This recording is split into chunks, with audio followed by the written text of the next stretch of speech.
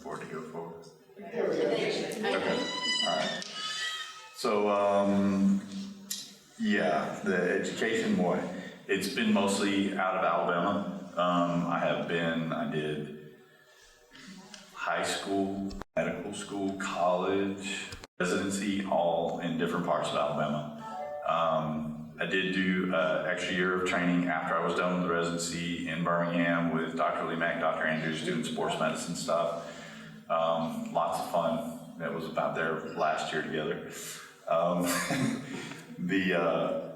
And I've been doing it now. I finished that fellowship in 2002, so I'm a little over 20 years now. So it's been lots of fun. Still being able to make it through from day to day. So that part's good so far.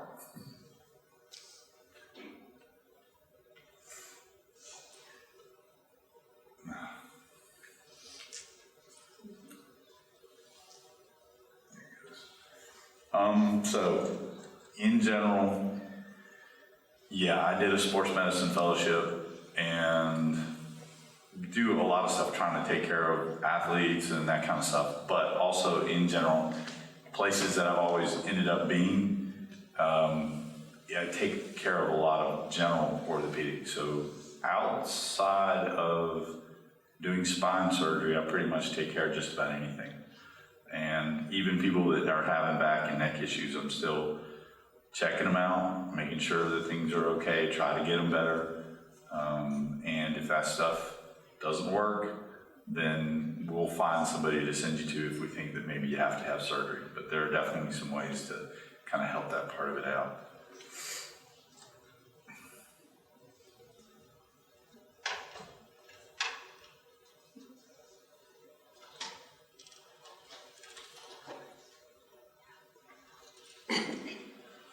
So that is a list of things that you guys might need to get if you're gonna come see me.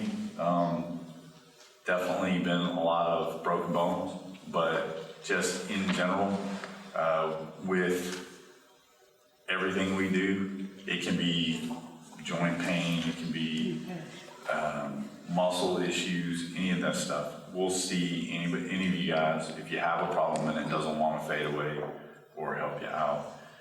Obviously, if you break something, you're going to know it because it's going to hurt and it's not going to be moving correctly anymore.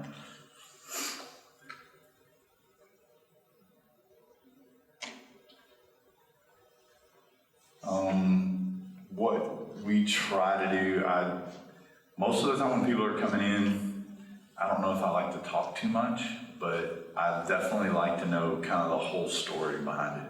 Even if we've had the girls and the staff talk to you, a lot of times, I can almost know exactly what's wrong with you just by talking with you and you telling me where it hurts, when it started, all that good stuff. So we go through a lot of questions, so hopefully you guys don't get too bored with that part of it.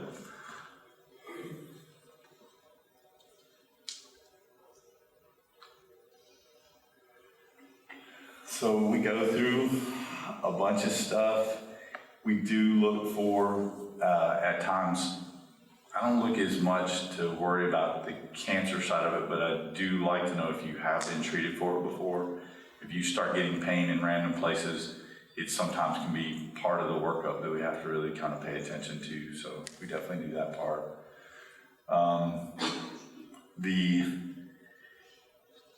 Sometimes the back issues can cause problems with you as far as the walking and moving and how you feel and that kind of stuff.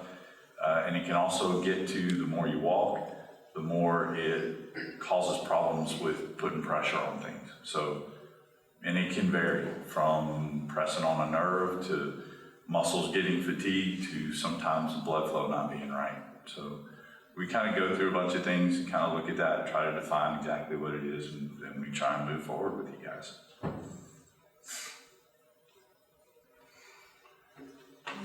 So as far as procedures go, that's a long list. We do, on the sports side of it, we call it sports, but it's really not just that, but it's where we started doing the arthroscopy stuff. So shoulders, elbows, knees, ankles. There's some work I've been doing that I haven't quite been formal on yet, but even with hip arthroscopy type stuff, there's some reasons to be doing that. As far as breaking bones, depending on where you break it or how bad it is, it varies sometimes on what we have to do to fix it. Even if you have had a total knee and you fall down and you break something or on the thigh bone or above it, we work on trying to get that all lined back up again. We work on doing some ligament issues, some tendon issues at times, sometimes even nerve issues, carpal tunnel, which is at your wrist and hand area, or at your elbow. There's cubital tunnel, which does a nerve issue at a different level. And then we also do a lot of joint replacement stuff. And the biggest things, the ones that I do, are knees and hips, and then the reverse shoulders. And they've kind of gone through a big progression as far as the shoulder replacement type stuff. There was a time frame where they were really just mostly, initially they started on doing just something with your shoulder, but that was causing some problems as far as how the shoulder part goes. So they modified it to doing work on both parts of the shoulder. But on people that have risk for rotator cuff tears, if that tears when you do just a regular total shoulder, it causes problems, and then it has to be revised. So sometimes, depending on what risks and stuff like that look, we do a process that's called a reverse total shoulder. And it is there to give you pain relief, but not necessarily to make you go back out throwing a football or a baseball. It's mostly just to make sure that you get some pain relief and that you can use your arms in a better way.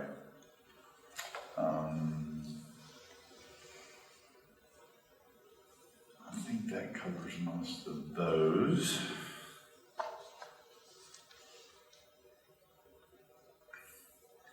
So, yeah, if during the daytime, we've got people that are always answering, always available. So if you get something that maybe you do on the weekend, you wait till Monday to call, no problem. If it happens in the evening, definitely if it's something that's really bad, you can't get up, can't get around, or it's hurting you really bad, then you go to the ER, because that's the best way for them to, the ER physicians have been really good. They do a good job of getting a good evaluation and checking the x-rays out. And even if they're suspicious on it, they'll sometimes still get what are called CT scans to kind of check it out and double check on that, because sometimes it's very hard on the x-rays to really see something that's broken, even though somebody's having a lot of pain. So sometimes we do get a little bit deeper on that part of it. And even for my part, if I see you afterwards and you're still having pain and the x-rays and the CT scan were not there, then we'll look on trying to do an MRI, because that does such a nicer job of being able to check it out. If you have a reason that you can't do an MRI, then we can do a bone scan, but most of the time, if that's the case, we have to kind of wait a good 10 to 14 days before we can really do it. So we get you to be careful on that side of it. We use physical therapy here in town. Now, PT Solutions is the one that we use a lot of in the same respect. We've got, I'm sure that some of you guys may have gone to Star Therapy or Donahue, which is absolutely fine. All of the nicest part about the therapy people that are here in town, they all do a good job. They've all been real helpful on any of the procedures that I've been able to send to them. So it's been really good. And the people that they have working at those facilities do a nice job of kind of getting on top of you. And one of the other things about physical therapy, the PT also stands for a little bit of pain and torture, because it's never a lot of fun when you're trying to build back after you've hurt something. Okay, so that's the downside to it, but they always are trying to get you going in the best ways.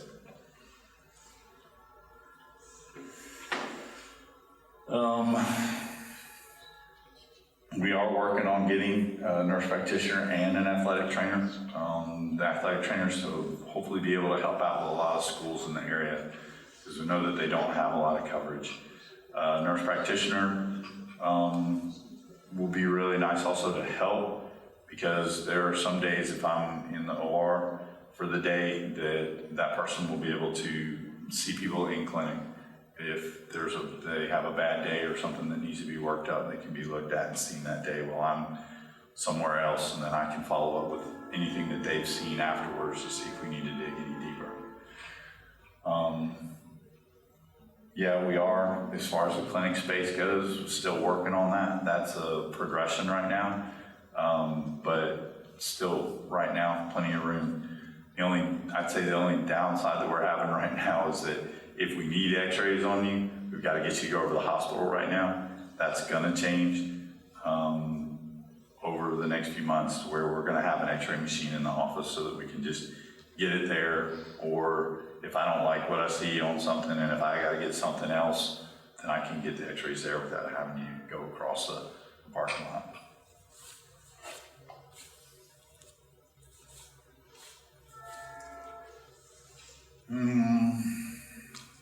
The biggest thing for me, the passion and the purpose side of things. I really like what I do, and I really have to. I don't like it for anybody not to have good results or to be happy with whatever it is that we do with them. So those are the big parts that I really work towards to try and make it as good and as nice as we can. So, I guess I can't ever make everybody happy, but we try. Is that the end of that? Okay. So, I am again really, really glad to be back, and I'm glad that you guys could come here today. I already recognize a bunch of faces I've already seen.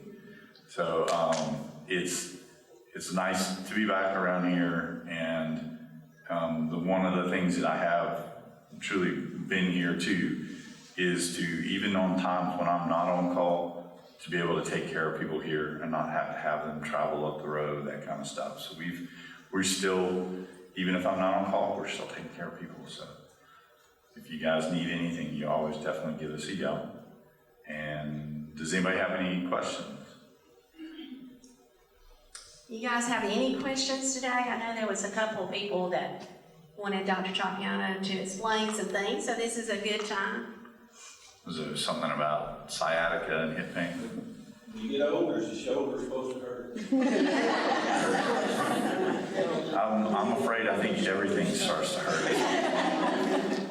And also depends on sometimes some of the stuff that you did when you were younger, or some of the stuff that you keep trying to do that, we still think we're young, which I do it a lot too, and think I can go handle something, and then I, realize, I need to take a break.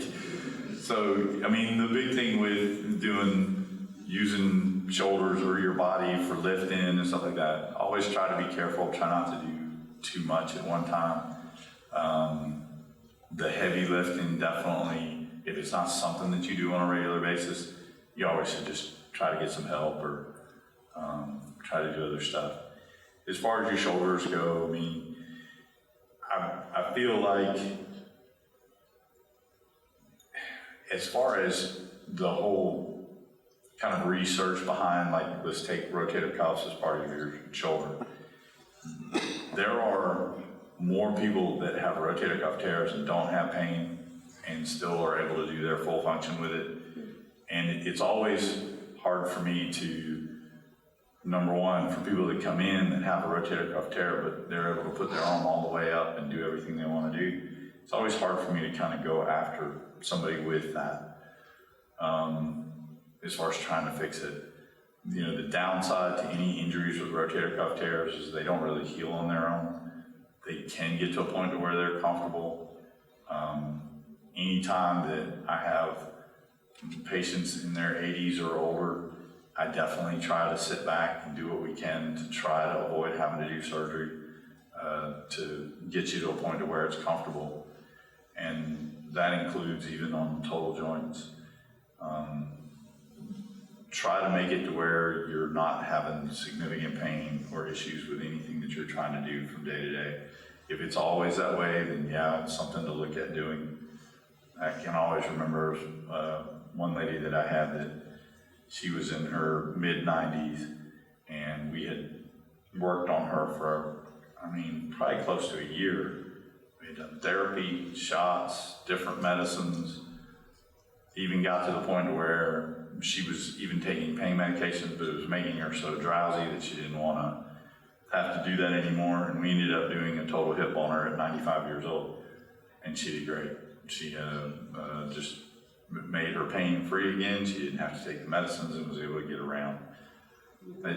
So it does happen that way sometimes, but most of the time we try to not have to put people through that, because it's not fun to go under anesthesia when you're getting older.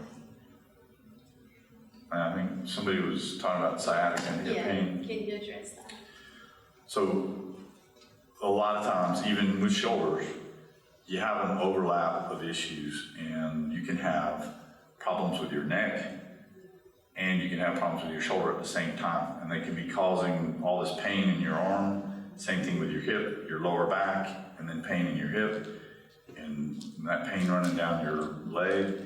It's two things that are going on at one time, and that's why I'm always talking to people about when it started, how it progresses. That's always a good way to kind of figure out how bad it is. But sciatica or nerve type pain is just a different side of things that we can a lot of times make better also by sometimes just doing therapy and exercises and trying medicines and even sometimes injections. And we try to do that not only for sciatica, but anything that's coming from the neck also. And a lot of times too, people are not always real eager about going to physical therapy. And I will tell you that they make a big difference for a couple of reasons. Some people are real good about doing the exercises on their own and doing it, but most of us, including myself, are not. And having somebody really guide you through doing the exercises, being repetitive with it, getting you to stay on top of it and do a good routine, it makes a difference. And that's the funny part, is what I always tell people: when it does make a difference, that's when you got to understand, well, from now on, it's something to do, because it helped. And if you want it to stay away, keep doing the exercises, because a lot of times when you quit doing the exercises, it'll come back. And that's never any fun either. Looks like we got some people agreeing in that middle section there. Okay, what other questions do you guys have today? Yes, sir. A question between, say, a hip replacement procedure and a knee replacement procedure. Is your outlook for anyone having either one of those, and which one, in your opinion, may be the most difficult for rehabilitation and physical therapy purposes? Total knees are more difficult. And in some of the more recent studies they've come out with, they've said that total knees don't quite have the same positive result that total hips do. That being said, even though they may not be as good, it's still always better than what people are dealing with. So yeah, doing a knee replacement and doing a hip, any joint replacement, it should always make it better than where you are.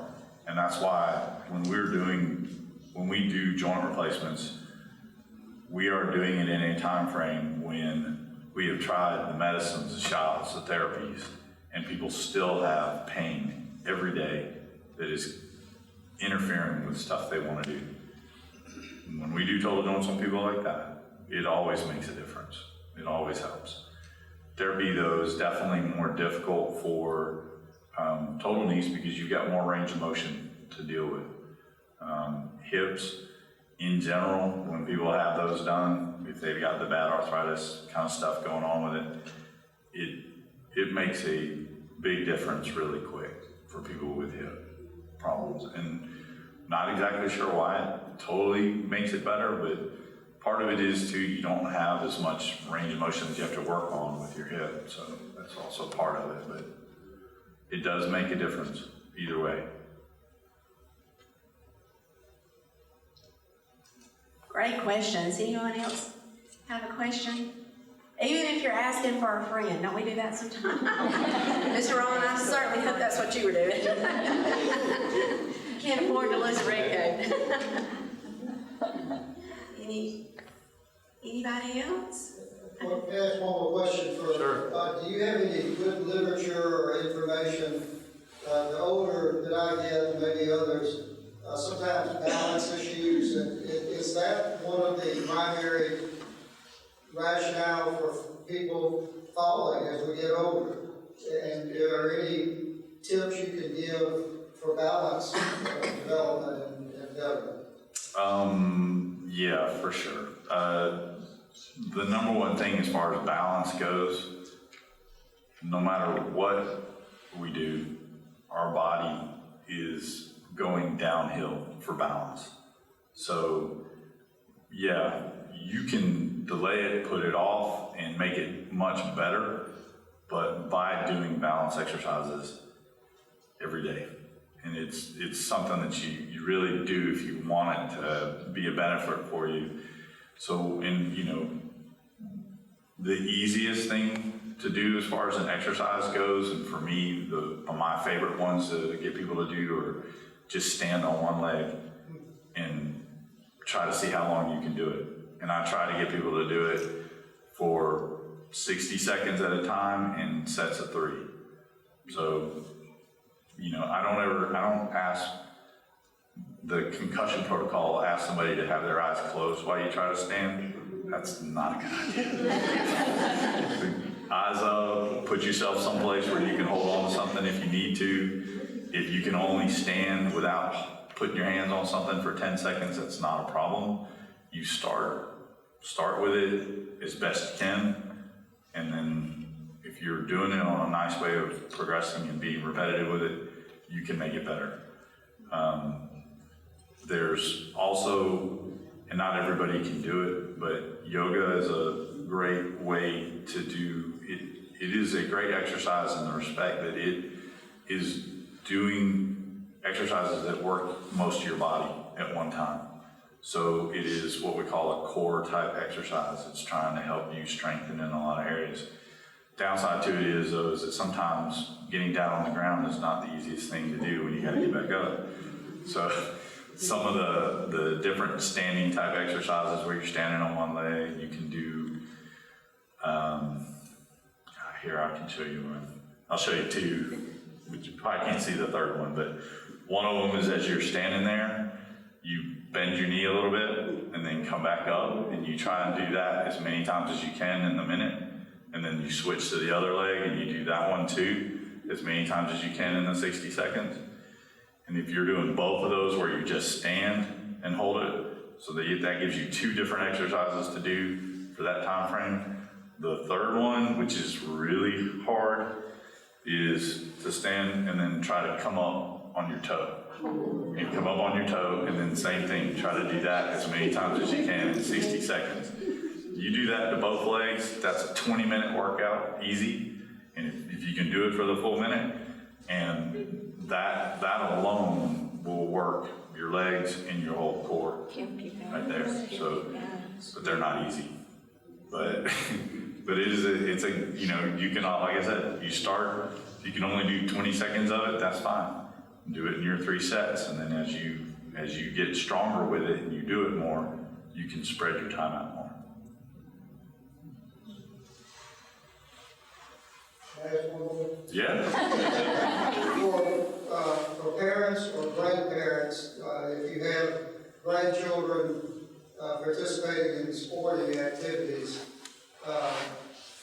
this may be your personal opinion, are there any sports, you would say, if you can steer them into this as opposed to another, do you even have any thoughts on that? From an injury, potential standpoint.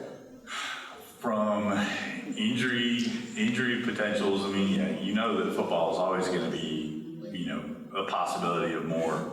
And for me, the coaching side football's a great sport and it's a lot of fun.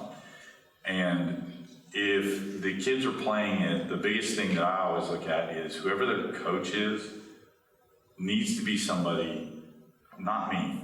I never play football. I don't know the technique for hits, blocking, stuff like that. They need to have coaches that are people that know how to train them. And it's best to train them the younger they are, the better it is that they, get that whole technique and everything.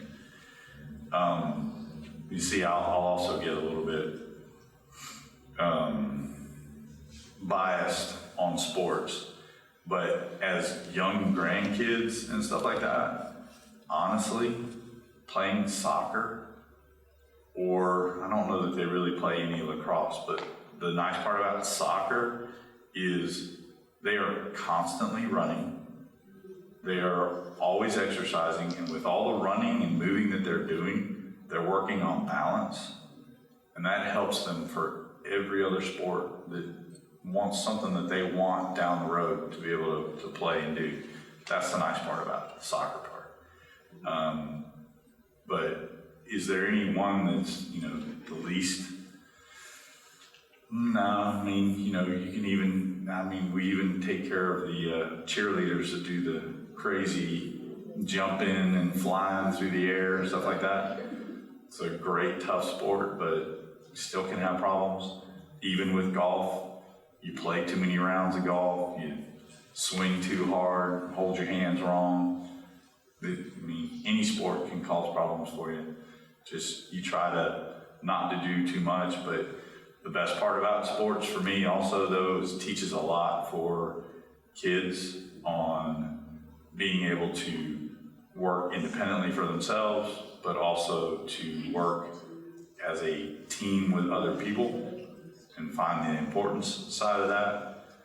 And then it also kind of keeps them tied up and busy to where they're not on their phones all the time or playing video games all the time, so I like that too.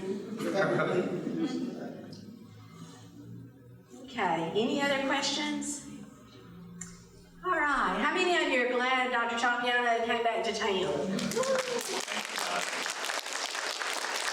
that doesn't mean y'all gonna jump on the trampoline and all that stuff. But if you do, we'll know who to call and what to do.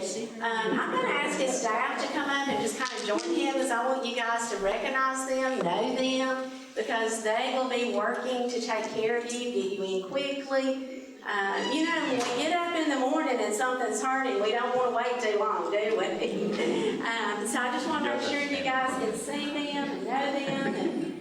And we are adding, as Dr. Tropeano talked about, we're adding a nurse practitioner. I would say coming soon, athletic trainer.